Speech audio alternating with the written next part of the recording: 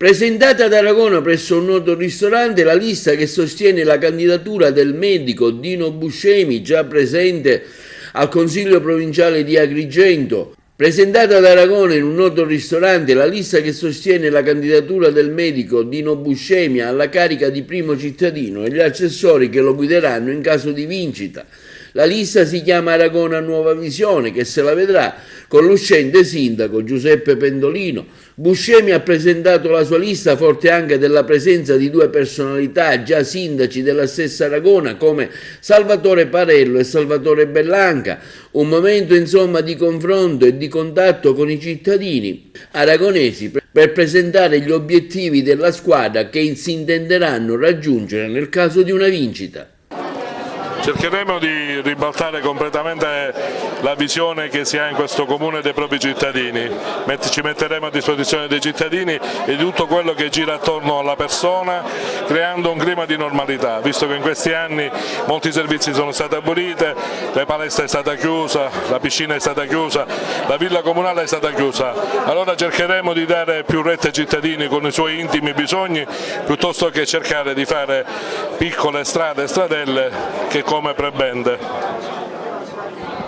L'impegno della sua lista quale sarà? Mi riferisco ai candidati, insomma. Allora, la mia lista è molto eterogenea, ci sono due ex sindaci, quindi uno che farà l'assessore, uno che si è messo in lista e ha deciso nuovamente di riproporsi alla gente, oltretutto poi è una lista fatta di professionisti, di giovani, ma anche di ex consiglieri comunali. Ho chiesto a ognuno di loro un impegno particolare, di tornare a lavorare per la comunità, tornare a lavorare sinceramente per la comunità, in modo tale da restituirgli quello che poteva essere l'antico splendore. Lei ha un'esperienza politica importante che è quella della provincia, come metterà a fuoco la sua esperienza in un momento molto difficile per l'economia non solo siciliana ma nazionale e internazionale? Veniamo dal post-Covid, la guerra in Ucraina sta facendo schizzare i prezzi molto in alto, pensa di catturare il voto degli aragonesi? Noi pensiamo innanzitutto di uscire da questo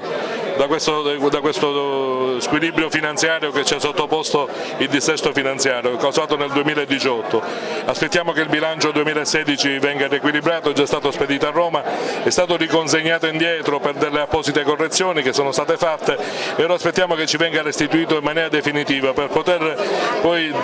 divenire al triennio 2017, 18 e 19, quindi poter fare gli altri bilanci ed uscire fuori da questa amministrazione in dodicesimi.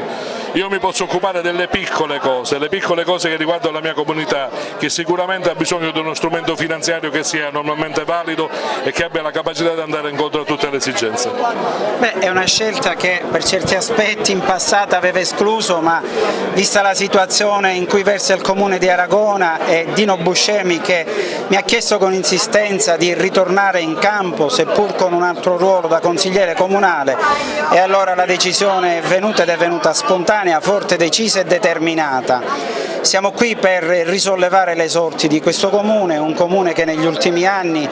ha visto proprio un declino che è stato prepotente, il dissesto voluto in maniera forse molto veloce da parte dell'amministrazione comunale in carica ha portato sicuramente tante vessazioni nei confronti di tutti i cittadini, ma soprattutto la chiusura di tantissimi servizi, e allora ecco che Dino Buscemi si candida